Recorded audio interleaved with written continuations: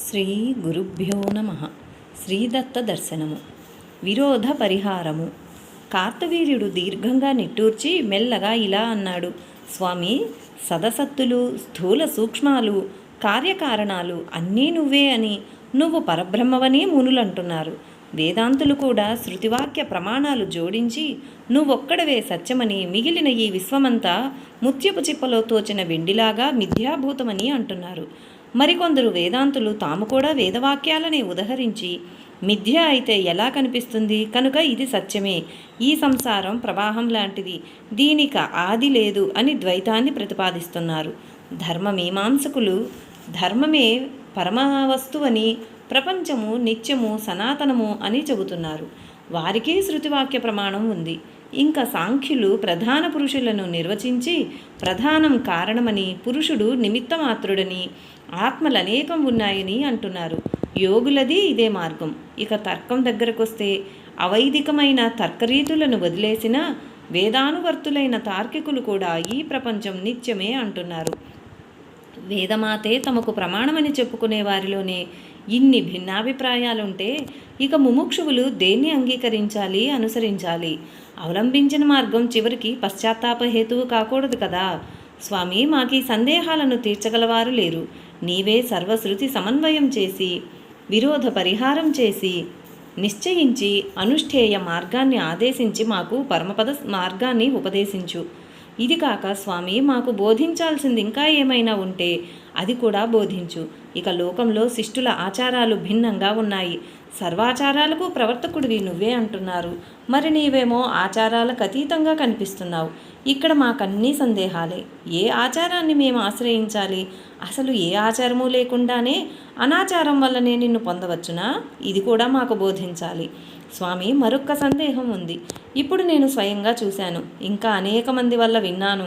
బ్రహ్మ రుద్రాదులే నిన్ను పరమాత్మవని, భుక్తి ముక్తి ఫలదాతవని ధ్యానిస్తూ ఉంటారే, మరి నువ్వు కూడా ధ్యానంలో మునిగి కూర్చున్నావు కదా. నీకు ధ్యేయమైనదెవ్వరు? ఎందుకోసం ఈ ధ్యానం చేస్తున్నావు? స్వామి, అవినయం అనుకోకు. దయతో నా ఈ సందేహాలు తీర్చు. ఇంతవరకు నీ అనుగ్రహం వల్ల అనంత రాజ్యభోగాలను తనివితీరా అనుభవించాను. చాలు ప్రభు, ఇక నాకు ఈ వ్యర్థ సుఖాలు వద్దు. నాకా చివరి పురుషార్థం మాత్రం దయచేయి. చాలు, నిన్ను శరణు వేడుతున్నాను. అర్జునుడి సుదీర్ఘమైన ప్రశ్న పరంపరలను స్వామేగాక మునిజనులంతా శ్రద్ధగా విన్నారు. వారంతా స్వామి ఏం చెబుతారో అని మనస్సులను ఏకాగ్రం చేసుకొని ఉన్నారు. అప్పుడు స్వామి సన్నగా నవ్వుతూ ఇలా ఉపక్రమించారు. నాయనా కార్తవీర్య, నీ మాటలు నాకెంత ఆనందాన్ని కలిగిస్తున్నాయో నువ్వెరగవు. అంతకు మించి నువ్వు ఇందాక చేసిన స్తోత్రం నా గుట్టును బయట పెట్టేసింది. నేను వినలేదనుకున్నావు, కానీ నేనే ఆ స్తోత్రాన్ని నీ నోట పలికించానని నీకు తెలియదు. ఈయనే స్తోత్రాన్ని ప్రతిరోజు ఉదయకాలంలో పఠించే వారికి సంసార బంధాన్ని పోగొడతాను నేను. ఇక మోక్షం కావాలంటున్నావు. చెప్పాను కదా, నా భక్తులకు దుర్లభమనేదే లేదు. నీకు మోక్ష మార్గాన్ని తప్పక ఉపదేశిస్తాను. కానీ శాస్త్ర ప్రతిపత్తి విషయంలో నీకు సందేహం ఉంది. ముందా సందేహం పోవాలి, లేకపోతే చేసిన జ్ఞానోపదేశం తలకెక్కదు. కనుక ముందా సందేహాల సంగతి చూద్దాం. కార్తవీర్య, నీవనుకున్నట్టుగా శాస్త్రాలలో పరస్పర విరోధం ఉన్నట్లు కనిపిస్తూ ఉంటుంది. కానీ అది ఆభాస మాత్రమే. నిజానికన్నీ శాస్త్రాలు సోపానాన్యాయంగా అద్వైతంలోనే పర్యవసిస్తాయి. అయితే అధికార భేదాన్ని బట్టి అన్ని రకాల శాస్త్రాలు పుట్టవలసి వచ్చింది. శాస్త్ర సిద్ధాంతాలను సమన్వయించి చూపే తార్కిక పద్ధతిలో తలబద్దలు కొట్టుకునే బదులు ఈ విషయం సులభంగా తెలిసేందుకు పూర్వగాథ ఒకటి ఉన్నది, అది విను. ఆ గాథను సప్తోదాహరణి అంటారు. సప్తోదాహరణి. పూర్వం ఒకప్పుడు దేవతలకు రాక్షసులకు విద్యా వివేకాల విషయంలో పోటాపోటీగా ఉండేది. దేవగురువైన బృహస్పతి చిత్తశుద్ధికి, దయా సత్య శౌచ అహింసాది నియమాలకి ప్రాముఖ్యమిచ్చి ఆచరణ ప్రధానంగా దేవతలకు విద్య గరిపేవాడు. అటు దానవులు శుక్రాచార్య శిష్యరికంలో విజయ సాధన ప్రధానంగా, భోగలబ్ధి ప్రధానంగా, కూటతంత్రాలను అధికంగా సానపట్టేవారు. ప్రథమ విజయాలు దానవుల పాలే అవటం చూచి దేవతలలో కొందరు బాలురు లోపల మోహపడుతున్నారని గ్రహించాడు బృహస్పతి. దాంతో ఆయన స్వయంగానే కామశాస్త్రం, దండనీతి శాస్త్రం, బౌద్ధ శాస్త్రం, శిల్పశాస్త్రం మొదలైన బాహ్య శాస్త్రాలను గ్రంథాలుగా వ్రాసి మెరికల్ లాంటి విద్యార్థుల చేత చదివించడం ప్రారంభించాడు. ఒకనాడు ఆయన ఆ పాఠాలు చెబుతూ ఉండగా దేవేంద్రుడు వచ్చాడు. అతను అంతకు ముందే విని ఉన్నాడు. ఇప్పుడు ప్రత్యక్షంగా చూశాడు. అతనికి పాపం మనస్సు విలువిల్లాడింది. కానీ ఆ పాఠం చెప్పేది సాక్షాత్తు బృహస్పతి. తొందరపడి మాట్లాడడానికి వీల్లేదు. అందువల్ల మెల్లగా వినయంగా ఇలా అడిగాడు. అయ్యా గురుదేవా, మీరు ఆత్మవిద్యా విశారదులు, పరమ వేదాంతులు కదా. మరి మీరే ఈ బాహ్యశాస్త్ర రచనకు పూనుకున్నారేమిటి? అసలైన స్త్రీవాంఛ, ధనవాంఛ మొదలైనవన్నీ సహజంగానే పుట్టి మనం ఎంత వద్దన్నా వాటి కోసం 1000 ఉపాయాలను తనకు తానుగానే వెతుక్కొని ప్రతివాడు ప్రయత్నిస్తూ ఉండగా ఇక తమబోటి వారు పని కట్టుకొని శాస్త్రాలు రాసి పాఠాలు చెప్పి ప్రోత్సహించాలా? గుడ్డివాణ్ణి బావిలోకి తోయటం అంటే ఇంతకన్నా వేరే ఉందా? తమబోటి వారు ఇలాంటి దుశ్శాస్త్రాల జోలికి పోరాదని మేమంతా అనుకుంటూ ఉంటాము. మరి తామే స్వయంగా ఈ పని చేస్తున్నారు కనుక ఇందులో వేరే ఏదైనా మహార్థం ఉన్నదేమో అనిపిస్తోంది. అయ్యా, అవినయమని కోపగించక మీ హృదయంలో ఏమున్నదో చెప్పండి. ఆ మాటలు విని బృహస్పతి పకపకా నవ్వి, దేవేంద్ర, అనుకునేందుకేముంది? అధర్మభీతితో నువ్వలా మాట్లాడింది మాకు సంతోషమే. తత్వశాస్త్రం మంచిదేనని అంగీకరించావు కదా. అయితే చిత్తశుద్ధి అనేది పునాదిగా, దయ, సత్య, శౌచ, హింసలు, రుజు ప్రవర్తన అనేవి మూలస్తంభాలుగా ఉన్నట్లయితే ఈ శాస్త్రాలు కూడా పరంపరగా తత్వశాస్త్రంలోకే అన్వయిస్తాయ్యా. ఇందుకు ఉదాహరణగా పూర్వగాథలను 7 నీకు చెబుతాను. విని జాగ్రత్తగా ఆలోచించు. అప్పుడు ఏమంటావో చూద్దామని బృహస్పతి మరోసారి గొంతు సవరించుకున్నాడు. దేవేంద్రుడు సావధానంగా వింటున్నాడు. బృహస్పతి ప్రారంభించాడు. శిల్పశాస్త్రము. ఇంద్ర, పూర్వం కాంపిల్య నగరంలో విదగ్నుడనే శిల్పశాస్త్ర విద్వాంసుడొకడు ఉండేవాడు. వాడు శిల్పశాస్త్రంలోనే కాక వాస్తు, జ్యోతిషాది శాస్త్రాలలో కూడా నేర్పరి. ముఖ్యంగా గమనించవలసింది ఏమిటంటే వాడు శాంతుడు, దయావంతుడు, వివేకి. వాడి దగ్గర కపటం లేదు, పేరాశ లేదు. అందువల్ల ఆ పట్టణంలో ఎవళ్ళు ఇల్లు కట్టుకున్నా అతని చేతే కట్టించుకునేవాళ్ళు. మెల్లగా అతని రాబడి పెరిగింది. పని ఒత్తిడి ఎక్కువైంది. దాంతో అతను శిల్పజ్ఞులైన పనివారిని అనేకుల్ని తనకు సహాయకులుగా నియమించుకొని వారికి సమృద్ధిగా ముట్టజెప్పసాగాడు. దానితో సాటివారిలో కూడా అతనికి మంచి పేరు వచ్చింది. సంపాదన పెరిగిన కొద్దీ అతని దాన ధర్మాలు పెరిగాయి. అనేక ధర్మకార్యాలు అతను ఉదారంగా నడిపేవాడు. దానితో అతనికి పెద్ద పెద్ద వాళ్లల్లో పలుకుబడి పెరిగి చివరికి రాజాస్థానంలో శిల్పాచార్యుడు అయ్యాడు. తరువాత క్రమంగా దేశదేశాలకు అతని కీర్తి ప్రాకింది. ఎంత కీర్తి పెరిగినా, సంపాదన పెరిగినా అతనెప్పుడూ గర్వించలేదు, కటువుగా మాట్లాడలేదు, ఇచ్చకాలు చెప్పలేదు, అబద్ధాలు ఆడలేదు. సరికదా, నానాటికి అతని పుణ్యకార్యాలు, వినయము పెరిగాయి. కొంతకాలానికి అతడు మరణించాడు. పుణ్యాత్ముడు కనుక చాలా కాలం స్వర్గంలో సుఖించాడు. భోగకాలం తీరాక పుణ్యశేషం వల్ల అతడు ఆ కాంపిల్యంలోనే రాజై పుట్టాడు. పుట్టి పూర్వపు సత్సంస్కార బలం వల్ల ఇతోధికంగా ధర్మాలు ఆచరించాడు. ఇష్టాపూర్తాలు, యజ్ఞయాగాలు, దేవ బ్రాహ్మణ పూజలు మొదలైనవి విస్తారంగా చేసి మళ్ళీ మరణించాడు. అతని ఈ మాట కూడా స్వర్గానికే చేరి చాలా కాలం భోగం అనుభవించి భూలోకంలో బ్రాహ్మణుడై పుట్టాడు. ఈ మాట అతడు వేదశాస్త్రాధ్యయనం చేసి ధర్మతత్పరుడై, అనుష్ఠాన తత్పరుడై, ధ్యాన యోగాసక్తుడై చివరికి సన్యాసాశ్రమం స్వీకరించి జీవన్ముక్తుడయ్యాడు. మహేంద్ర, విన్నావు కదా, అతడు శిల్పశాస్త్రంతో ప్రారంభించాడు, చివరికి జీవన్ముక్తుడయ్యాడు. అయితే క్రమంగా మెట్లెక్కడంలో కొంత ఆలస్యం అవుతుందంతే కానీ దారి తప్పుదారి కాదు. మరువరాని విషయం ఏమిటంటే అతడు సద్బుద్ధి నియమాలను ఏనాడూ విడవలేదు. అవి ఉంటే శిల్పశాస్త్రమైనా సరే ముక్తికి తీసుకెళ్లగలదు అని ఈ కథ చెబుతోంది కదా. మహేంద్ర, ఇక 2వ కథ విను. లలిత కళలు. మాహిష్మతీపురంలో విశాలాక్షుడనే రాజపుత్రుడుండేవాడు. వాడు సంగీతంలో నిధి, నాట్యంలో నేర్పరి, కవిత్వంలో ప్రవేశం ఉంది, కామశాస్త్రంలో పండితుడు. ఇన్ని లలిత కళల్లో ఆరితేరడం వల్ల అతడికి స్త్రీ లక్షణాలు సమగ్రంగా తెలుసు. స్వయంగా అందగాడు, పైగా స్త్రీ లక్షణాభిజ్ఞుడు. అందువల్ల అతడికి ఏ పిల్ల నచ్చలేదు. పెళ్లి చేసుకోవడానికి వయస్సు బాగా వచ్చేసిన శాస్త్రానుసారంగా సల్లక్షణాలన్నీ కుదిరిన కన్య దొరికితే తప్ప తొందరపడి వివాహం చేసుకోరాదనుకున్నాడు. అవును, వాడికి ఆ సంయమన శక్తి ఉంది. మరి స్త్రీ కోసం తొందరపడే అల్పుడు కాదు. చివరికతడు తానే స్వయంగా కన్యాన్వేషణకై దేశాటనం ప్రారంభించాడు. ఒకచోట ఒక రాజు తన కూతుర్ని చూపించాడు. దాన్ని చూడడంతోటే అది పద్మినీ జాతి స్త్రీ అని గ్రహించి ఇన్నాళ్లకు అచ్చమైన పద్మినీ స్త్రీని చూడగలిగానన్న ఆనందంలో మేనుమరిచి పడిపోయాడు.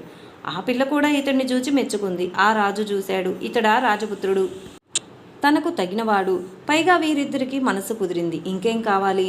వెంటనే వివాహం చేశాడు. అర్ధరాజ్యం కట్నంగా ఇచ్చాడు. ఒక పెద్ద విలాస భవనం కట్టించి ఇచ్చాడు.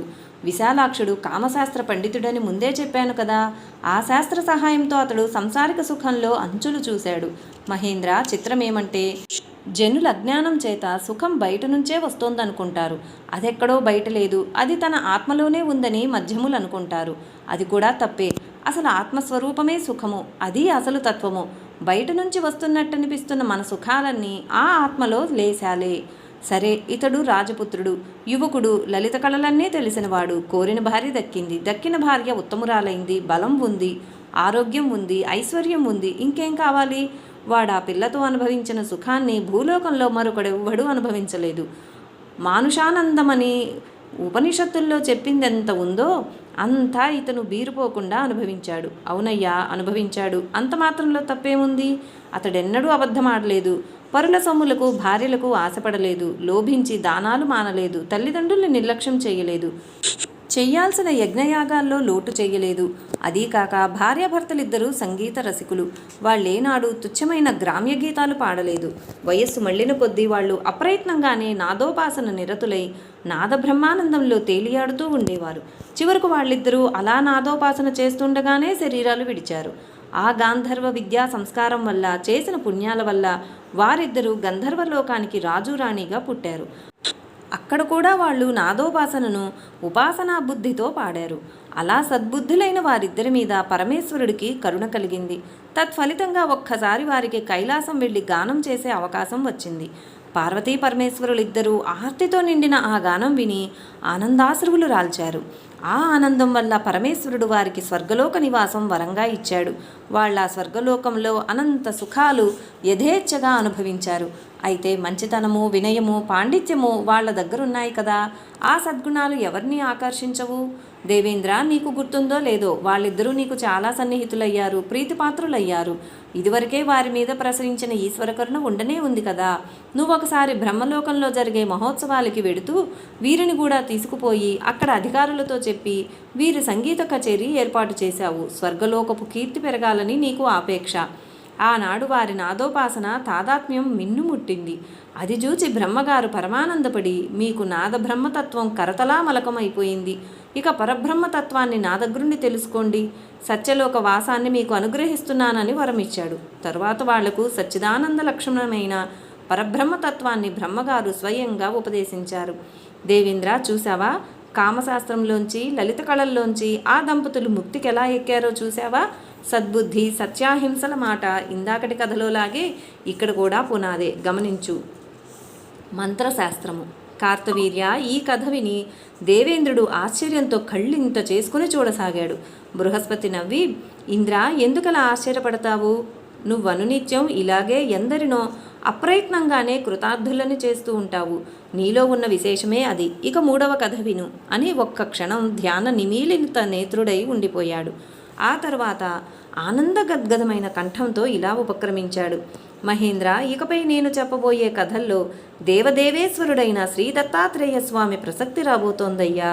నువ్వు కూడా ఆ స్వామి అనుగ్రహం వల్లే జంభాసుర విజయం సాధించుకున్నావు కనుక మనిద్దరికీ కూడా ఈ కథలు మరింత ప్రియమైనవి. కనుక సావధానంగా విను. విశాల నగరం ప్రసిద్ధమైంది తెలుసు కదా. అక్కడ వేదశర్మ అనే బ్రాహ్మణుడు ఒకడు ఉండేవాడు. అతను వేదవేత్త, ధర్మతత్పరుడు, ఇంద్రియ నిగ్రహం పట్ల శ్రద్ధ కలిగి నిత్యానుష్ఠానాలు విస్తారంగా చేసుకునేవాడు. కలిగినంతలో తృప్తిగా జీవించేవాడు. అతనికి లేక చివరికి ఒక కొడుకు పుట్టాడు. సుశీలుడని పేరు పెట్టి అల్లారు ముద్దుగా పెంచుకున్నాడు. కొడుకును ఆ బ్రాహ్మణుడు ఏ జన్మలో చేసిన పాపకర్మమో ఆ పిల్లవాడిని పసితనంలోనే 7 బ్రహ్మరాక్షసులు పట్టి పీక్కు తినడం ప్రారంభించారు. అందులోనూ ఆ బ్రహ్మరాక్షసులకు తమలో తమకు పడక వీడి శరీరం మీద చేరి పెనుగులాడుకుంటూ ఉండేవారు. ఈ పసివాడికి ఏనాటికానాడు ప్రాణాంతకంగా ఉండేది. మనం ఇప్పుడు కథ చెప్పుకుంటున్నాం కనుక బ్రహ్మరాక్షసులని తేలిగ్గా చెప్పేశాం. కానీ ఆ పిచ్చి బ్రాహ్మణుడికి మొదట్లో అదేం తెలుస్తుంది? పిల్లాడికి ఏదో జబ్బు పట్టిందనుకున్నాడు. తరువాత వాడి వికట చేష్టలు చూసి పిచ్చేమో అనుకున్నాడు, గాలి చేష్టేమో అనుకున్నాడు, గిట్టని వారు అభిచార ప్రయోగం చేశారేమో అనుకున్నాడు, ఇంకా ఏమేమో అనుకున్నాడు. సర్వనిర్మముడై ఉన్న ఆ బ్రాహ్మణుడికి ఇహలోకంలో ఉన్న ఏకైక బంధం ఆ పిల్లవాడు. వాడి విషయంలో అశ్రద్ధ చేస్తాడా? ఎన్ని రకాల ఉపాయాలు తనకు తెలిసినంతలో ఉన్నాయో అవన్నీ చేసి చూశాడు. ఫలం మాత్రం శూన్యం. నానా పుణ్యాలు జపాలు చేసి కోరి కోరి తెచ్చుకున్న కన్న కొడుకు ఆ బ్రాహ్మడికి చివరికి మానరాని చింతై కూర్చున్నాడు. ఇలా ఉండగా ఒక రోజున వేదశర్మ ఎప్పటిలాగే మధ్యాహ్న కాలానికి వైశ్వదేవం చేసి ఎవరైనా అతిథులు వస్తారేమో అని ఎదురు చూస్తున్నారు. ఇంతలో వాకిట్లో ఒక ముష్టివాడు వచ్చాడు. మురికి గుడ్డలు, ఒంటి నిండా అట్టలు కట్టుకున్న బురద, పాడు కంపు, నోట్లో చొంగ, ముసురుతున్న ఈగలు, ఇది వాడి అవతారం. ఎవడైతేనేమి మధ్యాహ్న సమయాన వైశ్వదేవానంతరం వచ్చిన వాడు స్వయంగా విష్ణువని వేదశాసనం. వేదశర్మ ఆ బుద్ధితోనే భక్తితో అన్నం తెచ్చి వేశాడు. అతనికి అది మామూలే. అతనెన్నడూ అతిథుల్ని దేవేతర బుద్ధితో చూసి ఎరగడు. అయితే ఉపాధి ధర్మాన్ని బట్టి వచ్చిన విష్ణువు ముష్టివాడి రూపంలో ఉన్నాడు గనక ముష్టే వేస్తాడు. మరో రూపంలో వస్తే దానికి తగిన ఉపచారం చేస్తాడు. భక్తి మాత్రం రెండు చోట్ల సమానమే. అది అతని పద్ధతి. ఇవాళ కూడా అట్లాగే చేశాడు. కానీ ఆ రోజున మాత్రం బిచ్చం పెడుతూ ఆ బిచ్చగాడి వంక చూడగా ఎందుకో అప్రయత్నంగా ఒక ఆలోచన వచ్చింది అతనికి. ఈయన దత్తాత్రేయ స్వామి కాదు కదా? అవును, ఆయన ఈ సమయంలో మారు రూపాల్లో భిక్షాటనం చేస్తూ ఉంటాడని వినికిడి కదా. అవును, ఆయనే. లేకపోతే ఎన్నడూ లేని ఈ కొత్త బిచ్చగాడు ఇవాళెట్లా ఊడిపడ్డాడు? సందేహం లేదు, ఆయనే. వేదశర్మ ఆలోచనలు మెరుపుల్లాగా సాగినాయి. అంతకన్నా మెరుపులాగా పైకెళ్ళిపోతున్నాడు బిచ్చగాడు. ఇక వేదశర్మ జంకలేదు, తటపటాయించలేదు, వెంటపడ్డాడు. ఇప్పటి వరకు నీరసంతో వేళ్లాడుతున్న బిచ్చగాడికి ఇంతలో అంత ఓపిక ఎలా వచ్చిందో చరచరా నడుస్తున్నాడు. పై ఇళ్లల్లో బిచ్చానికైనా ఆగటం లేదు. వేదశర్మకు అనుమానం పెరిగింది. అతడికి ముష్టివాడి వేగం అందుకోవటం కష్టమవుతోంది. ఇక లాభం లేదని పరుగు ప్రారంభించాడు వేదశర్మ. అప్పటికి ఊరు పరిమేర దాటారిద్దరు. బిచ్చగాడు నడకాపి వెనకాలొచ్చే బ్రాహ్మణుని రాళ్లతో కొట్టాడు. అయినా ఇతను ఆగలేదు. దగ్గరకు వచ్చే ఆయాసంతో ఎగరొప్పుతున్న పేద బ్రాహ్మణుని ఆ ముష్టివాడు పక్కన దొరికిన ఒక చెట్టు కొమ్మతో నిర్దయగా చావగొట్టాడు. అపకారం చేస్తున్న కొద్దీ వేదశర్మకు మనస్సులో సంతోషం పెరుగుతోంది. ఎలాగో సందు చేసుకుని బిచ్చగాడి పాదాలు పట్టుకుందామని చూస్తున్నాడు. బిచ్చగాడు మళ్లీ పరుగులు అంకించుకున్నాడు. ఇతను వెంటపడ్డాడు. దారిలో ఒకచోట సగం కుళ్ళిన గాడిద శవం కనిపించింది. బిచ్చగాడికి ఒళ్ళు మండింది కాబోలు. ఆ గాడిద శవంలోంచి కుళ్ళిన పాడు మాంసం ఇంత తీసి తిను అని బ్రాహ్మణుడి చేతిలో పెట్టాడు. అతను దాన్ని కళ్ళకద్దుకొని కుంగును కట్టుకుని మళ్లీ బిచ్చగాడు వెంటపడ్డాడు. వాడి మాట బ్రాహ్మడిని కాళ్లతో నడ్డి విరిగేటట్టు తన్ని అతను తేరుకునే లోపల వెళ్ళి దగ్గరలో ఉన్న కొండగుహలో దూరి కూర్చున్నాడు. వదల్లేదు వేదశర్మ. వెళ్ళి ఎదురుగా సాష్టాంగ నమస్కారం చేసి చేతులు కట్టుకుని నిలబడ్డాడు. ఇప్పటికీ బిచ్చగాడు కొంచెం పెదవీపు మాట్లాడాడు. ఓరి బాపనోడా, పిచ్చోడితో నీకేమిట్రా పని? పో, దూరంగా పో. వేదశర్మ బుద్ధి బహుకాల వేదాభ్యాసం చేత నిర్మలమైంది. అందుచేతనే ఎదురుగా ఉన్నది దత్తాత్రేయ స్వామినని అతనికి నిశ్చయమైపోయింది. అతను మళ్ళీ నమస్కరించి, స్వామి, నీ తత్వాన్ని బ్రహ్మాదులే తెలియలేరు కదా, ఇంక నేనెంత? నువ్విలా నన్ను వంచాలని చూడడం తగదు. స్వామి, నీవే నాకు దిక్కు. పాల ముంచుతావో నీట ముంచుతావో నీ ఇష్టం అని అనేక విధాలుగా స్తుతి చేశాడు. స్వామి అప్పటికి వేదశర్మ దృఢత్వం పట్ల తృప్తి చెంది మంగళకరమైన స్వస్వరూపంతో సాక్షాత్కరించాడు. వేదశర్మ ఆనందపరవశుడై ఋగ్యజు సామ గానాలతో స్వామిని స్తుతి చేశాడు. మందహాసం చిందులాడే ముఖంతో స్వామి ఇలా అన్నాడు. వేదశర్మ, నిన్ను కష్టపెట్టాను కదూ? కష్టం కాదులే, నీకదే మేలు. నువ్వు వచ్చిన కారణం నాకు తెలిసింది. పాపం నీ కొడుకు చింత నిన్ను పిండేస్తోంది. నీకు తెలియదయ్యా, నీ చింత నన్ను పిండేస్తోంది. నీ కొడుకుని 7 బ్రహ్మరాక్షసులు ఏకకాలంలో పట్టి పీడిస్తున్నారు. అయినా భయపడకు, నేను నీకు 7 మంత్రాలు ఇస్తాను. వీటిని బీజాక్షర సహితంగా జపించు. ఒక్కొక్క మంత్రంతో ఒక్కొక్క గ్రహం పోతుంది. అయితే అన్నీ ఒకేసారి పోవాలంటే సాధ్యం కాదు. రోజుకొకదాని చొప్పున కానీ పోగొట్టదు. ఇలాంటివి క్రమంగా కానీ సాధ్యం కాదు. నీకు తెలియందేముంది? విద్యార్థులకు పాఠం ప్రారంభించావనుకో, విద్యలన్నీ ఒకేసారి నూరి నోట్లో పోసి కుక్కేస్తానంటే కుదురుతుందా? బాహ్యాలైన అవిద్యావృత్తులు నశించాలంటే అవి క్రమంగా కానీ పోవు. చూడు మరి, కొన్ని అవిద్యావృత్తులు న్యాయశాస్త్రం వల్ల పోతాయి, కొన్ని సాంఖ్యం వల్ల, కొన్ని యోగం వల్ల, కొన్ని మీమాంస వల్ల. ఇవన్నీ పోయాక అద్వైత తత్వం బోధిస్తే అది సులభంగా బుర్రకెక్కుతుంది. ఈ బ్రహ్మరాక్షసుల్ని పోగొట్టడం కూడా అలాంటిదే. ఈ మంత్రాలతో నీకు పుత్రవ్యాధి చింత తీరిన తరువాత పరమపురుషార్థం కూడా అనాయాసంగా సిద్ధిస్తుంది. మంత్రాలను గ్రహించు. స్వామి శక్తిపూర్వకంగా మంత్రాలను ఉపదేశించాడు. వేదశర్మ సంతోషంతో ఇంటికి బయలుదేరాడు. దారిలో ఆ కుళ్ళు గాడిదను చూచిన చోటు దగ్గరకు వచ్చేసరికి స్వామి ఇచ్చిన మాంసం ముక్క సంగతి గుర్తుకొచ్చింది. మూట విప్పి చూసుకుంటే రక్తచందన పుష్పం ఒకటి ఉంది మూటలో. నివ్వెరపోయి ఆ గాడిద శవం ఎక్కడా అని అటూ ఇటూ చూస్తే ఆ శవం ఉండాల్సిన చోట ఒక రక్తచందన వృక్షం ఉంది. వేదశర్మకు ఆశ్చర్యం, ఆనందం పెనవేసుకొచ్చాయి. అతను స్వామి మహిమను వేనోళ్ల కొనియాడుకుంటూ ఇంటికి చేరి స్వామి ఉపదేశించిన పద్ధతిలో పుత్రుణ్ణి స్వస్థుణ్ణి చేసుకున్నాడు. తర్వాత వేదశర్మ ఆ అద్భుత మంత్రాల మహాప్రభావం వల్ల అందరికీ గ్రహబాధలను ఉచితంగానే పోగొట్టేవాడు. దాంతో అతనికి పుణ్య సంపదతో పాటే పలుకుబడి అంతో ఇంతో రాబడి కూడా పెరిగాయి. రాబడి పెరిగిన కొద్దీ అతని పుణ్యకార్యాలు పెరిగాయి. యజ్ఞయాగాలేమి, గుళ్ళు గోపురాలేమి, బావులు చెరువులేమి, ఇంకా ఎన్నో పుణ్యకార్యాలేమి అతను నిష్కామంగా చేశాడు. క్రమంగా అతని మనస్సు వైరాగ్య మార్గాన్ని బట్టి అతనికి ఆ జన్మలోనే ఆత్మలబ్ధి సిద్ధించింది. కనుక మహేంద్ర, సద్బుద్ధి ఉంటే, సత్యాహింసలుంటే, చేసే పనుల్లో లొల్లి తొత్తడం లేకుండా ఉంటే మంత్రశాస్త్రాలు తంత్రశాస్త్రాలు కూడా మోక్షాన్ని ఇయ్యగలవు. వింటున్నావా కార్తవీర్య? ఈ కథలో అనుకోకుండా నీ శాస్త్ర విరోధం మాట కూడా ప్రస్తావనకొచ్చింది. శాస్త్రాలకు విరోధం లేదు, ఉందనుకుని తదనుయాయులు విరోధించుకుంటే అది వాళ్ళ తలవ్రాత. ఎవరి అధికారాన్ని బట్టి, రుచిని బట్టి, సంప్రదాయాన్ని బట్టి వారా మార్గాల్లో ప్రయాణం చేయవచ్చు. పై కథలు కూడా వింటే నీకు ఆ విషయం మరింత స్పష్టపడుతుంది. కార్తవీర్య, ఇకపై 4 కథలు మన మాతాపురానికి సంబంధించినవి. అక్కడ విష్ణుదత్తుడనే మహానుభావుడు ఉండేవాడు. అతడు నా భక్తుడు. అయితేనేమి, నేనే అతన్ని మహానుభావుడని కీర్తిస్తున్నాను. అతని పేరు తలుచుకుంటేనే నాకు మేనంతా పులకలెత్తుతుంది. అతని కథను బృహస్పతి మాటల్లోనే విను. ఆ కథలు వింటే నువ్వింకా పవిత్రతరుడు అవుతావు. స్వామి మాటల్లోనే ఆనంద పార్వశ్యం చూసి చక్రవర్తి అబ్బురపడ్డాడు. అతడు సావధానుడై వింటూ ఉండగా స్వామి కొనసాగించాడు. కార్తవీర్య, బృహస్పతి పై కథను ఇలా చెప్పసాగాడు.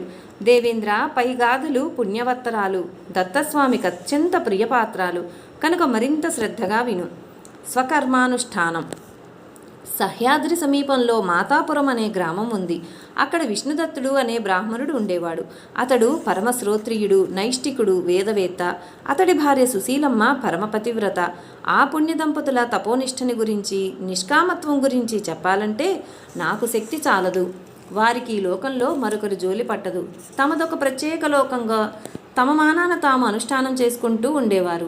ఊరి వాళ్లే మంచి బ్రాహ్మణుడు పోనిమని 4 గింజల ధాన్యం ఇస్తే వారికి అదే మహేశ్వర్యంగా ఉండేది. క్రమంగా ఊరివారు కూడా వారిని ఇంతకన్నా ఎక్కువగా పట్టించుకోవడం మానేశారు. వాళ్ళింటి ముందు ఒక పెద్ద రావి చెట్టు ఉండేది. దాని మీద ఒక బ్రహ్మరాక్షసుడు నివసిస్తూ ఉండేవాడు. ఈ విష్ణుదత్తుడు రోజు వైశ్వదేవం చేసి భూతబలి కోసం వేసే మెతుకుల్ని వాడేరుకు తింటూ ఉండేవాడు. ఆ దంపతుల మీదకి పోవడానికి వాడి గుండెక్కడా, వాడి మెతుకులు మెక్కి ఇతరులని పట్టుకు పీడిస్తూ ఉండేవాడు.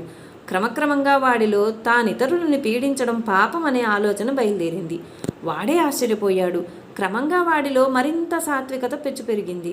దానికంతటికీ కారణం ఆ పుణ్యాత్ముడి వైశ్వదేవ బలులే అని వాడు గ్రహించాడు. సత్వవృద్ధి అయింది కదా, వాడిలో కృతజ్ఞతా బుద్ధి చిగురించింది. దాంతో ప్రత్యుపకార బుద్ధి గుబాళించింది. ఒకనాడు వాడు ధైర్యం చేసి చెట్టు కింద బలులు పెడుతున్న విష్ణుదత్తుడి ఎదుట నిజరూపంతో కనిపించాడు. వాడి వికృత భయంకర రూపాన్ని హఠాత్తుగా చూసి తత్తరపడ్డాడు ఆ బ్రాహ్మణుడు. వీడు భయం లేదని ధైర్యం చెప్పి తన కృతజ్ఞతను వెలిబుచ్చి ప్రత్యుపకారం చేద్దామని ఉందని, కనుక ఏం కావాలో కోరుకోమని చెప్పాడు. తనకు చేతనైనంత మృదువుగా చెప్పాడు. విష్ణుదత్తుడు విస్తుబోయాడు. ఆ పైన ఏం కావాలో చెప్పమంటాడు వాడు. ఏం చెప్పాలి? ఎంత ఆలోచించినా తనకు కావలసిందే కనిపించటం లేదా వెర్రి బాపనయ్యకు. వాడేమో వదిలిపెట్టడం లేదు. చివరికి ఆయన భార్యతో సంప్రదించాడు. ఆవిడికి ఏమీ పాల్పోలేదు. మొదట్లో ఆలోచించగా ఆవిడికో మాట దోచింది. మీరెప్పటి నుంచో దత్తాత్రేయ స్వామి వారి దర్శనమైతే బాగుంటుందనుకుంటున్నారు కదా, ఈ బ్రహ్మరాక్షసులకు చాలా శక్తులుంటాయి కదా, వీడు ఆయన్ని ఏమైనా చూపిస్తాడేమో. ఆవిడ ఆలోచన ఆయనకు బాగా నచ్చింది. పోయిరా బ్రహ్మరాక్షసుడికి చెప్పాడు. వాడు లుక్కిపడి ఎగిరి వెనక్కి గంతేశాడు. ఇదిగో బాపనయ్యా, బుద్ధి పోనిచ్చుకున్నావు కాదు. ఆ పేరు వింటేనే మా గుండెలు పగిలి చస్తామయ్యా మేము. నేను నిన్న ఆయన దగ్గరకు తీసుకెళ్లాలా? ఇంతకన్నా అన్యాయం ఉందా? వాడరిచి గద్దించాడు. అయ్యా, మీరు అతి మానుషమైన శక్తి గలవారు కదా అని మీకు అసాధ్యం ఉండదని అడిగాను. పోనీండి, నాకేమీ అక్కర్లేదు. మీరు ఉపకారం చేసినట్టే భావిస్తాను. మీరేమీ మనసులో కొరత పెట్టుకోకండి. విష్ణుదత్తుడు నొచ్చుకున్నాడు. బ్రహ్మరాక్షసుడికి లోపలి సత్వగుణం వల్ల ఆడిన మాట తప్పబుద్ధి కావటం లేదు. అలాగని ఈ సాహస కార్యం చెయ్యబుద్ధి కావటం లేదు. వాడు చాలా గుంజాటన పడి చివరికి తెగించి, బాపనుడా, నీ మెతుకులు తిని నీతోనే అబద్ధం ఆడబుద్ధి పుట్టడం లేదు. నువ్వేమో మరొకటి కోరనని మంకుపట్టు పట్టావు. నీకైనా ఉండాలి, నాకైనా ఉండాలి. సరే నువ్వు చెప్పినట్టే చేస్తాలే, కానైతే ఒక మాట, నువ్వు చెప్పావే ఆయన ఒక పెద్ద యోగి, అంతకన్నా పెద్ద మాయలోడు, ఎప్పుడు చూసినా నమ్మటానికి వీల్లేని వేషాలు కడుతూ ఉంటాడు, కాని చోట్లే తిరుగుతూ ఉంటాడు. నేను వెతుక్కొచ్చి నిన్ను తీసుకెళ్ళి దూరం నుంచి చూపిస్తా, వెనక ముందు చూడకుండా వెళ్ళి కాళ్ళు పట్టుకో, నేను మాత్రం దగ్గరకు రాను. అయినా నువ్వు మాత్రం ఆయన్ను పట్టుకోవచ్చావా? అయినా ఆ గోల నాకెందుకులే, ఇదిగో ముందే చెబుతున్నాను, 3 సార్లు కంటే ఎక్కువ నీ కోసం తిరగను, ఆ పైన నీ ఇష్టం అని చెప్పి వెళ్ళిపోయాడు. ఆ తర్వాత ఒకనాడు హడావుడిగా పరిగెత్తుకొచ్చి రా రా అని కంగారు పెట్టి విష్ణుదత్తుణ్ణి పరమనైష్టికుణ్ణి ఒక మాంసాలమ్మే అంగడికి తీసుకెళ్ళాడు. అక్కడో పిచ్చివాడున్నాడు. వాడక్కడ మాంసం ముక్కలు అడుక్కు తింటూ తిరుగుతున్నాడు. ఆకారం బహుఘోరంగా ఉంది, మొహం మహాభయంకరంగా ఉంది, కళ్ళు పళ్ళేల్లాగా గుండ్రంగా ఉండటమే గాక పైకి వెళ్ళుకొచ్చి చింత నిప్పుల్లాగా ఉన్నాయి. తెగ తాగినట్టున్నాడు. ఒంటి మీదంతా కళ్ళు నురుగు కారుతోంది. తూలుతూ పడుతూ లేస్తూ నడుస్తున్నాడు. వాడు కదిలితే ఈగలు గుయ్యమంటూ ఎగిరిపడుతున్నాయి. ఆ ఎర్రటి కళ్ళు గిర్రును తిప్పుకుంటూ వాడటు ఇటూ చూస్తుంటే ఎవడి గొంతు పిసికేసి చంపేద్దామా అని చూస్తున్నాడా అనిపిస్తోంది.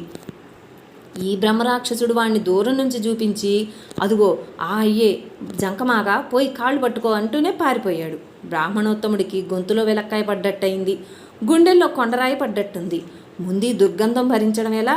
చేచే జన్మంతా పవిత్రంగా గడిపి చివరికి రాక్షసుడి స్నేహం వల్ల ఇలాంటి చోటు కంటితో చూడటమే గాక ఆ చోట కాలు కూడా పెట్టవలసి వచ్చిందా? పైగా ఈ అనాచారుడే దత్తాత్రేయ స్వామి అంటాడు రాక్షసుడు. రాక్షసుడి మోట సరసం కాదు కదా ఇది. అత్రికి అనసూయమ్మకు కడుపు పంటైన ఆ మహాస్వామి ఇలా ఉంటాడంటే నమ్మటం ఎలా? ఎంత అవధూతైనా దాని దుంపతగా ఇంత ఘోరమా, ఇంత అనాచారమా? మరి ఈ బ్రహ్మరాక్షసుడు నమ్మకస్తుడిలాగానే కనిపిస్తున్నాడు. నన్ను మోసం చేస్తే వాడికేమొస్తుంది? వాడు నిజమే చెబుతున్నాడేమో.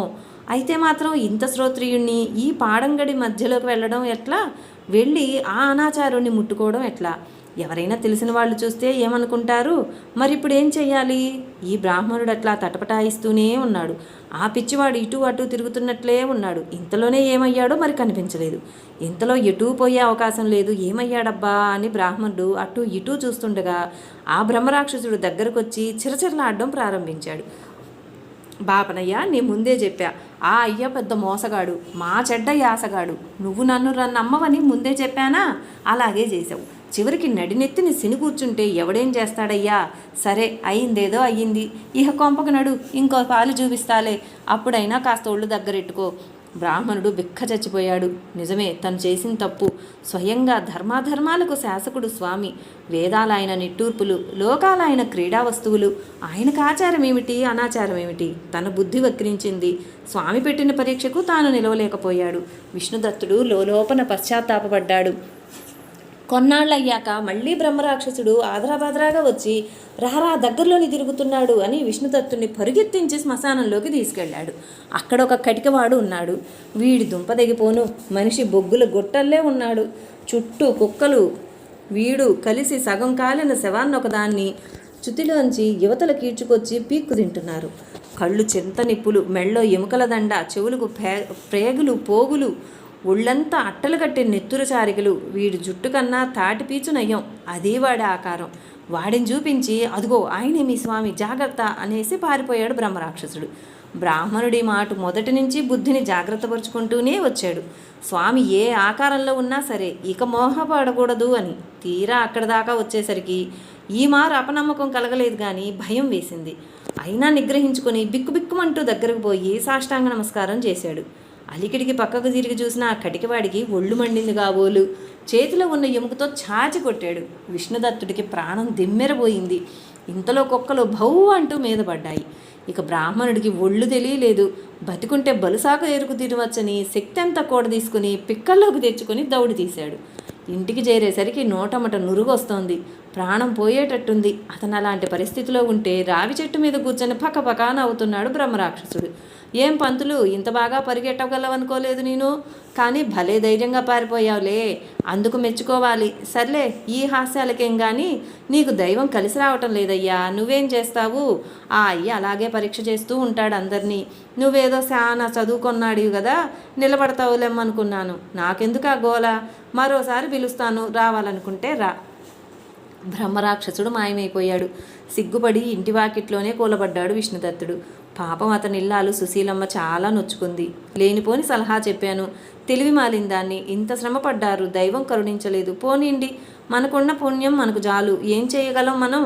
స్వామేమో బహుమాయావి అని ఈ రాక్షసుడే చెబుతున్నాడాయే, మీరేమో మాయమాటే ఎరగని భోళా మనిషాయే, అందని ద్రాక్ష పళ్లకు అర్రులు చాచడం ఎందుకు వచ్చిన పని, మీరిక విశ్రాంతి తీసుకోండి అని ఆ తల్లి శైత్యోపచారాలను తీయని మాటలతో పాటు హృదయాహ్లాదంగా చేసింది. కానీ విష్ణుదత్తుడికి తన ఈ దౌర్భాగ్యపు శరీరమోహం భరించరాని హృదయ శల్యమైంది. చీచి, ఈ శరీరానికి ఏదో అపకారం అవుతుందని భయపడి పారిపోయినా నా జన్మం ఎందుకని అతను లోపల చాలా సిగ్గుపడ్డాడు. పైకి మాత్రం గంభీరంగా తన మామూలు అనుష్ఠానంలో పడిపోయాడు. ఒకనాడు బ్రహ్మరాక్షసుడొచ్చి పిలిచాడు. బ్రాహ్మణుడు వాడి కోసం రోజు ఎదురు చూస్తూనే ఉన్నాడు. ఈ మాట వాడంత హడావుడిగా రాలేదు. బాపనయ్య, నా మాట ప్రకారం నేను 3వసారి తీసుకెళ్తున్నాను నిన్ను. తొందరగా నడిస్తే దొరుకుతాడు. ఇక నీకు నేను చెప్పవలసింది లేదు. 2 సార్లు అవకాశం పోగొట్టుకున్నావు గనక ఈ మాట పరీక్ష పై శృతిలోనే ఉంటుంది. అది మాత్రం గుర్తుంచుకో. ఆ పైన నీ కర్మ.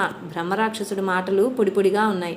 వాడికి ఈయన నెగ్గుకొస్తాడని నమ్మకం లేదని స్పష్టంగా తెలుస్తుంది. విష్ణుదత్తుడికి తల కొట్టినట్టయింది. అతనంతకు ముందు నుంచే నిశ్చయించుకుని దానిని మననం చేసుకుంటున్నాడు. నా వంటి పనికి మాలిన వాడికి ఇంకొకడు ఉండడు. స్వామికే వంకలు పెట్టి అనాచారుడని నిందించిన నాకు సరితూగే మూర్ఖుడు ఇంకెక్కడ దొరుకుతాడు? ఇదిగాక సర్వలోకాలకు అభయమిచ్చి సాకే ఏకైక స్వామి అని తెలిసి చివరికి ఆయన కళ్ళారా చూసి కూడా భయానికి లొంగి, అది కూడా శరీరం దెబ్బతింటుందని భయపడి పారిపోయిన దౌర్భాగ్యుణ్ణి నేను. ఇక అట్లా కాకూడదు. ఇది నాకు చివరి పరీక్ష. స్వామి అనుగ్రహం పొందటమో, స్వామి పరీక్షలో నా శరీరం ముక్కలు ముక్కలై మట్టిలో కలవడమో, 2 మార్గాలు. దీనికి తిరుగులేదు. ఆ నిశ్చయంతోనే బ్రాహ్మణుడు బ్రహ్మరాక్షసుడి వెంట పరిగెత్తాడు. ఈ మాట వాడి అన్ని ఊరి వెలుపలి మాలపల్లిలోకి తీసుకెళ్లాడు. అక్కడొకడు చచ్చిన గాడిదల మాంసం తీసి తోడు సరి చేస్తున్నాడు. చుట్టూ కుక్కలు, ఒంటి నిండా ఇనప నగలు, నోటమ్మట పచ్చి బూతులు. ఇది అక్కడి కథ. వాడు మాంసం ముక్కలు తీసి కాకులకు, గద్దలకు, పక్కనున్న కుక్కలకు విసిరి వాటితో ఆటలాడుకుంటున్నాడు. బ్రహ్మరాక్షసుడు వాడిని చూపించి, అదిగో ఆయనే అనేసి పారిపోయాడు. విష్ణుదత్త సోమయాజి నిబ్బరంగా ముందుకు చూశాడు. అప్పుడు అతని మనస్సులో సందేహం లేసేమైనా లేదు, అధైర్యం అణువంతైనా లేదు.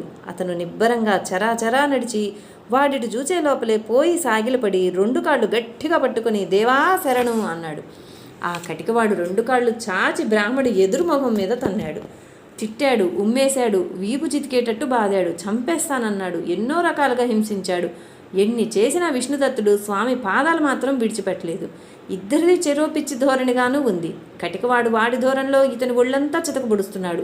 వాడెన్ని చేసినా ఇతడు ఒకటే పాటు దేవా శరణు. ఇలా చాలాసేపు గడిచింది. కళ్ళు గట్టిగా మూసుకుని కాళ్ళు అంతకన్నా గట్టిగా పట్టుకొని 2వ మాట రానివాడిలాగా దేవా శరణు అంటున్న విష్ణుదత్తుడికి, నీకు నాతో ఏం పనయ్యా, 3 సార్లు నా చుట్టూ తిరిగావు అన్న మాటలు హఠాత్తుగా వినిపించినాయి. ఆ మాటల్లో తీయదనానికి ఉలిక్కిపడ్డాడు బ్రాహ్మణుడు. కేవలం తీయదనం కాదు, అమృతం ఉంది ఆ మాటల్లో. స్వామి కాళ్ళు విడవకుండానే తల పైకెత్తి కళ్ళు తెరిచి చూచాడు విష్ణుదత్తుడు. ఎదురుగా కాషాయాంబర మనోహరుడైన స్వామి పెదవుల మీద వెన్నెల, వెన్నెలలను మించిన వెన్నెల, చిరునవ్వుల వెన్నెల, నెరి కరుణల వెన్నెల, అచ్చపు ప్రేమల వెన్నెల, ఆనందం రూపెత్తిన వెన్నెల కళకళలాడుతోంది. స్వామి దర్భాసనం మీద భద్రాసనంలో పరమ ప్రశాంతంగా శుచిగా కూర్చొని ఉన్నాడు. ఆశ్చర్యంతో అటూ ఇటూ చూశాడు విష్ణుదత్తుడు. అక్కడ కుక్కలు లేవు, శవం లేదు, కాకులు లేవు, గద్దలు లేవు, మాలపల్లి లేదు. మనోహరమైన తపోవనం ఉంది. అద్భుతమైన ప్రశాంతి ఉంది. అనంతమైన కాంతి ఉంది. దివ్యమైన ఆనందం ఉంది. అనిర్వాచ్యుడైన స్వామి ఉన్నాడు. విష్ణుదత్తుడికి హృదయం భరించలేనంత ఆనందం కలిగింది. అతడు అప్రయత్నంగా లేచి స్వామికి 3 మారు ప్రదక్షిణం చేశాడు. ఆపుదామన్నా ఆగకుండా అతని నోటి వెంట గంగా ప్రవాహంలా చతుర్వేద మంత్రాలు వెలువడి స్వామిని స్తుతించాయి. ఆ ఆనందంలో ఏమి చేస్తున్నాడో తనకే తెలియదు విష్ణుదత్తుడికి. కళ్ళ వెంబడి ఆనందాశ్రువులు ధారలు కడుతూ ఉండగా మళ్ళీ మళ్ళీ నమస్కరిస్తున్నాడు, ప్రదక్షిణ ఇస్తున్నాడు, స్తుతిస్తున్నాడు, స్వామిని స్పృశిస్తున్నాడు. ఏదో ఏదో మాట్లాడుతున్నాడు. స్వామి ధన్యుడినయ్యా అంటున్నాడు. స్వామి నీ పాదాలు నాకు దక్కినాయి అంటున్నాడు. నువ్వు కనిపిస్తే ధన్యుడు కాని వాడెవడంటున్నాడు. నా వంశమే ధన్యమైంది అంటున్నాడు. స్వామి నిన్ను నిజంగా చూస్తున్నానా అంటున్నాడు. స్వామి ఎంత కరుణ నీది అంటున్నాడు. ఒక మాట కాదు, అదొక ధోరణి, అదొక పిచ్చి. ఆ పిచ్చి పట్టిన వాళ్ళు అదృష్టవంతులు. విష్ణుదత్తుడు అదృష్టవంతుల్లో కల్లా అదృష్టవంతుడు. స్వామి మెల్లమెల్లగా విష్ణుదత్తుడిని శాంతపరిచాడు. స్వామి కూడా ఆ భక్తుడిని చూచి పరమానందంగా ఉన్నాడు. ఆయన మెల్లగా విష్ణుదత్తుడిని చేరదీసి, విప్రోత్తమా నీకేం కావాలో కోరుకో అన్నాడు. ఊహించని చిక్కు వచ్చిపడింది పిచ్చి బ్రాహ్మడికి. పూర్వం ఒకసారి ఇలాంటి చిక్కే వస్తే భార్యాభర్తలిద్దరూ ఆలోచించి ఎలాగోలా ఒక కోరికను వెతుక్కు రాగలిగారు. ఇప్పుడు మళ్ళీ తెమ్మంటే ఎక్కడి నుంచి తేవాలి కోరికల్ని? అది ఆ పేద బ్రాహ్మడి చిక్కు. ఇప్పుడు మళ్ళీ భార్యని అడుగుదామన్నా అదేం లాభం లేదు. ఆవిడ మాత్రం ఏం చెప్పగలుగుతుంది? ఆలోచించి చెప్పవలసిందేదో ఇదివరకే చెప్పేసిందాయే. ఎదురుగా స్వామి ఉన్నాడు. ఆలస్యం చేస్తే అపరాధమవుతుంది, వద్దంటే అదేం అపరాధమవుతుందో. ఏం చెయ్యాలి ఇప్పుడు? ఆ కర్మనైష్ఠికుడికి అంతలో తటాలున ఒక ఆలోచన వచ్చి వెంటనే స్వామికి నమస్కరించి, స్వామి రేపు మా ఇంట్లో మా నాయనగారి తిథి, తమరు భోక్తగా రావాలి అన్నాడు. స్వామికి పరమానందమైంది. అతని కోరికలోని నిస్వార్థత ఆయన్ను ముగ్ధుణ్ణి చేసింది. స్వామి భోక్తగా వస్తే పితృదేవతలంతా తరిస్తారు. తనకది చాలు. అది బ్రాహ్మణుడు ఆలోచన. స్వామి సరే అన్నాడు. సరే రేపు మధ్యాహ్నం వేళకు మీ ఇంటికి వస్తాను, నువ్వు సిద్ధంగా ఉండు అన్నాడు స్వామి. అప్పటికి పొద్దు బాగా వాటారింది. స్వామి విష్ణుదత్తుణ్ణి చూచి, నాయనా ఇక నీకు నాకు కూడా మౌన సమయం దగ్గరకొచ్చింది. అదిగో ఆ నది దగ్గర అర్ఘ్యప్రదానం చేసుకుని చీకటి పడకముందే ఇంటికి చేరు. రేపు నేనే వస్తాను అని బుజ్జగించి పంపివేశాడు. ఆ రాత్రి విష్ణుదత్తుడికి మరి నిద్ర పట్టలేదు. భర్త ఆనందం చూసి ఆ ఇల్లాలికి అంతకన్నా నిద్ర పట్టలేదు. ఇద్దరికీ ఇప్పుడు ఒక్కటే పిచ్చి. రేపు స్వామి మన ఇంటికి వస్తాడు. వస్తే మనం ఏం చెయ్యాలి? ఎలా స్వాగతం చెప్పాలి? ఏం వంటలు చెయ్యాలి? ఏం ఉపచారాలు చెయ్యాలి? ఎంతసేపటికి ఇదే ఆలోచన. చేసిన ఆలోచనే మళ్ళీ చేస్తారు, చెప్పిన మాటే మళ్ళీ చెప్పుకుంటారు. మాటి మాటికి ఆనందంతో పరవశించిపోతారు. ఆ రాత్రల్లా ఆ పుణ్య దంపతులకు అలా దత్తమయంగా గడిచిపోయింది.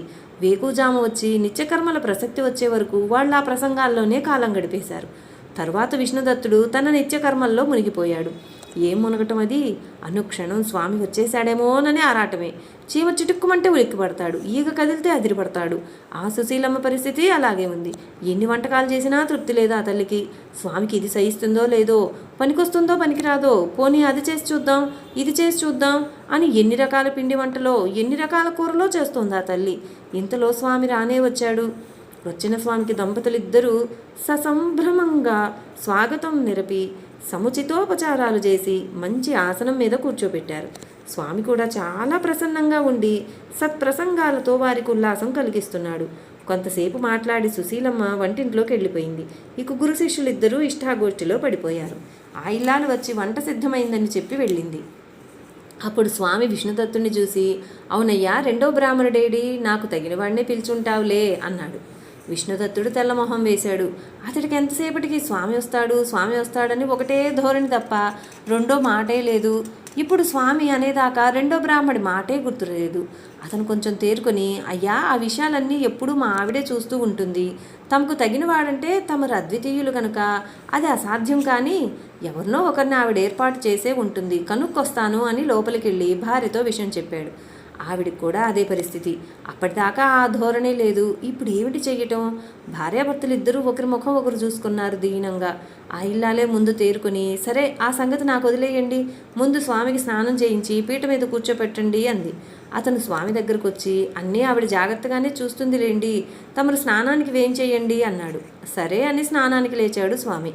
స్వామి స్నానం చేస్తున్నాడన్న మాటే కానీ ఆయన ఈ దంపతుల ప్రవర్తనలను జాగ్రత్తగా గమనిస్తూనే ఉన్నాడు. లోపల ఆ ఇల్లాలు ఏం చేయాలో తెలియక అలా పెరట్లోకి వెళ్ళింది. అక్కడ ఆకాశంలో సూర్యుడు కనిపించాడు. సూర్యభగవానుణ్ణి చూడగానే ఆ తల్లికి ఒక ఆలోచన వచ్చింది. వెంటనే చేతులు జోడించి ఆ లోకబాంధవుణ్ణి ధ్యానపూర్వకంగా స్తుతించింది. స్వామి నువ్వు సకల బుద్ధి ప్రచోదకుడివి, నీకు తెలియంది నేను నీకు విజ్ఞాపన చేయాల్సింది లేదు. దత్తస్వామి సిద్ధంగా ఉన్నారు, తనకి ఈడైన సహభోక్త కావాలంటున్నారు. స్వామి మమ్మల్ని నువ్వే గట్టెక్కించాలి. అక్కడ ఆకాశంలో సూర్యభగవానుడు ఉలిక్కిపడ్డాడు. తాను బ్రాహ్మణార్థానికి పోవడమా? కానీ పరమపతివ్రత శిరోమణి సుశీలమ్మ ఆజ్ఞ అది. పైగా దత్తస్వామితో సహపంక్తి, రెండూ దాటరానివే. సూర్యభగవానుడు మంత్రబద్ధుడిలాగా సౌమ్యరూపం దాల్చి బ్రాహ్మణాకారంతో ఆ తల్లి ముందు సాక్షాత్కరించి తల్లి నువ్వు కోరినట్టే చేస్తాను అన్నాడు. ఆమె సూర్యభగవానుణ్ణి సముచితంగా అర్చించి స్నానం చేసి రమ్మని పంపించింది. అక్కడ దత్తస్వామి ఆశ్చర్యంలో మునిగి తేలుతున్నాడు లోపల. రెండవ బ్రాహ్మడు సకాలానికి అందుకొన్నాడని సంతోషిస్తున్నాడు విష్ణుదత్తుడు. స్వామి రెండో బ్రాహ్మడు వచ్చేశాడు అన్నాడు సంతోషంగా. స్వామికి ఇంకా పరీక్షించాలనిపించింది. ఏమయ్యా, ఇద్దరు బ్రాహ్మలతోనే తద్దినం గడిపేస్తూ ఉంటావా? మరి ప్రత్యేకంగా నన్ను పిలిచినప్పుడు కూడా ఇంతేనా? మరి విష్ణు స్థానానికి ప్రత్యేకంగా బ్రాహ్మణ్ణి పెట్టవా అన్నాడు. విష్ణుదత్తుడు మళ్ళీ తెల్లమొగం వేశాడు. ఇద్దరు బ్రాహ్మలతోనే తద్దినం చక్కగా శాస్త్రీయంగా పెట్టుకోవచ్చు. మూడోవాడు లేకపోయినా పర్వాలేదు, కానీ ఇప్పుడు స్వామి మూడోవాడు కావాల్సిందే అంటున్నాడు. భార్య ఎవరికైనా చెప్పిందో లేదో అతను అయోమయంగానే లోపలికెళ్ళి భార్యతో చెప్పాడు. ఏమే, స్వామి మూడో బ్రాహ్మడుంటే బాగుంటుందంటున్నాడు, ఎవరినైనా ఆమంత్రించావా అని. ఆవిడ కళ్ళు పెద్దవి చేసుకుని ఆశ్చర్యంగా చూసింది. అంతలో తేరుకొని, మూడోవాడు కూడా వస్తాడులేండి, ముందు మీరు అర్చన ప్రారంభిస్తూ ఉండండి అంది. అతను బయటికెళ్ళాడు. ఆ తల్లి విచారగ్రస్తంగా వంటింట్లో నిలబడి ఏం చెయ్యాలా అని ఆలోచిస్తోంది. ఇంతలో ఆమె చూపు త్రేతాగ్నుల వేదిక మీద పడింది. ఆమెకు కొండంత ధైర్యం వచ్చినట్లయింది.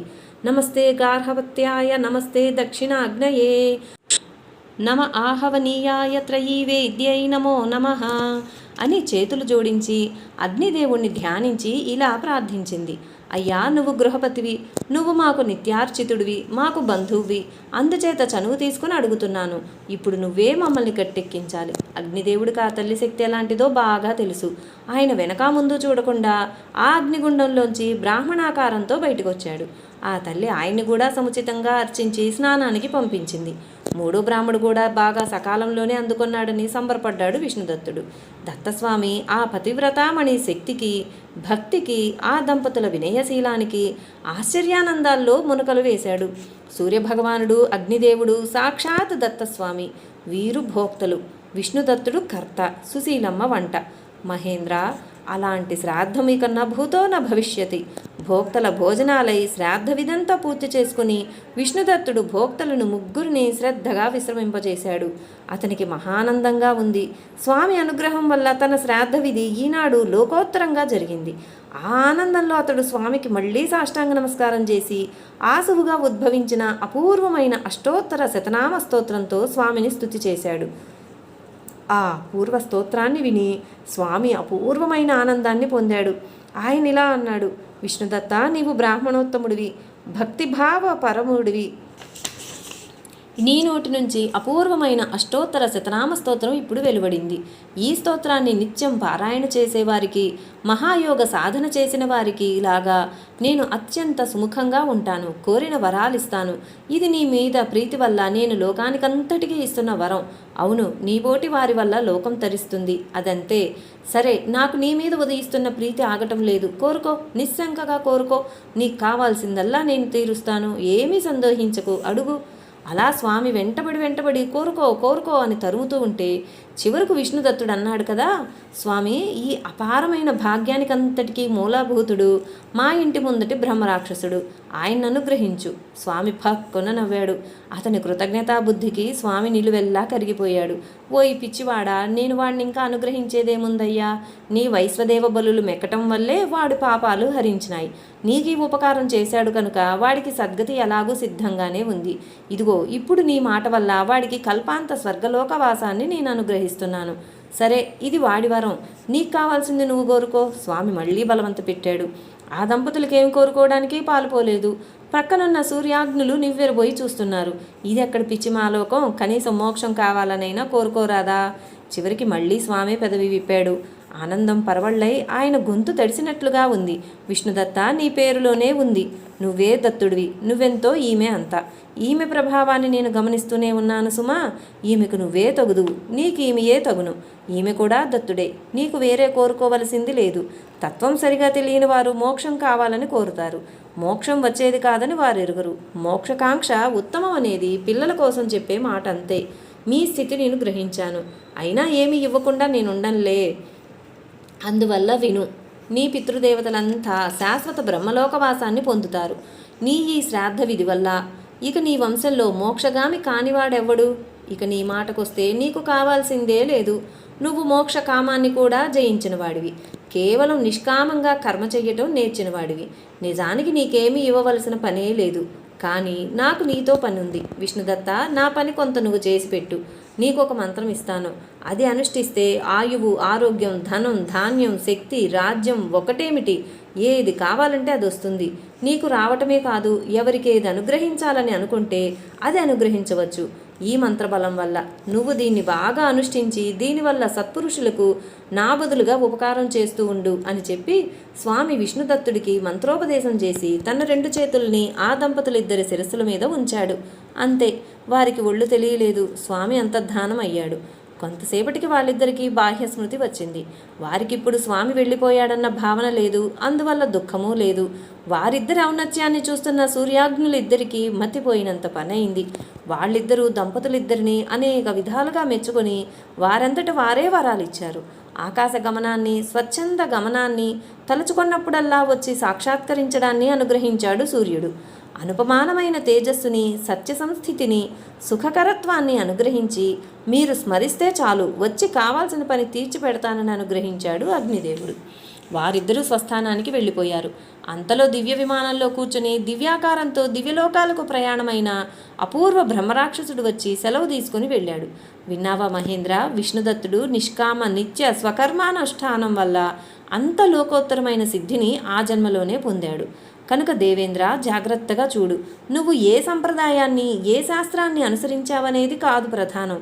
నీ స్వకర్మను నీవు ఆచరించు. ఆచరించేటప్పుడు సుష్ఠుగా చెయ్యి, ఖచ్చితంగా చెయ్యి, లోటు లేకుండా చెయ్యి, లొగ్గిడి కాకుండా చెయ్యి, అన్నిటినీ మించి నిష్కామంగా చెయ్యి. అలా చేస్తే ఆ నీ స్వధర్మమే నిన్ను ఉచ్చస్థితికి తీసుకెళ్తుంది. మరి ఈ విష్ణుదత్తుడు చూడు, అతడేమీ లోకోత్తరమైన పనులు చేయలేదు. బావులు, చెరువులు తవ్వించలేదు, గుళ్ళు, గోపురాలు కట్టించలేదు, యజ్ఞయాగాదులు నిరంతరంగా చెయ్యలేదు. మరి ఇంతటి శక్తి ఎలా వచ్చింది? అతని సద్బుద్ధి వల్ల వచ్చింది, అతని రుజుత్వం వల్ల వచ్చింది, అతని సత్యహింసల వల్ల, అతని శౌచ బ్రహ్మచర్యాదుల వల్ల వచ్చింది. అన్నిటినీ మించి అతని తృప్తి వల్ల, నిష్కామత్వం వల్ల వచ్చింది. అతని భార్య సుశీలమ్మ విషయంలో కూడా ఇది ఇంతే. అందువల్లే ఆ పుణ్య దంపతుల కథ పరమపావనమైంది. అంతవరకు చెప్పి విష్ణుదత్త స్మరణ వల్ల కలిగిన ఆనంద పారవస్యంతో మౌనంగా ఉండిపోయిన బృహస్పతిని చూసి ఇంద్రుడు, గురుదేవ, పుణ్యాస్పదమైన కథ విన్నాను. అయితే మీరు సప్తోదాహరణి అనే పేరుతో 7 కథలు చెబుతానన్నారు. ఇప్పటికి 4 అయ్యాయి. మీరు అప్పుడే మౌనం వహించారు. ఆ పై కథలేమిటి? అదీగాక పవిత్రమైన విష్ణుదత్త చరిత్ర విన్నాక ఆ తర్వాత ఆయన ఏం చేశాడో కూడా తెలుసుకోవాలని ఉంది. అనుగ్రహించి ఆ 2 కూడా చెప్పండి అని అడిగాడు. ఇంద్రుడి శ్రద్ధకు సంతోషించిన బృహస్పతి ఇలా ఉపక్రమించాడు. జై గురుదేవ దత్తకు జై.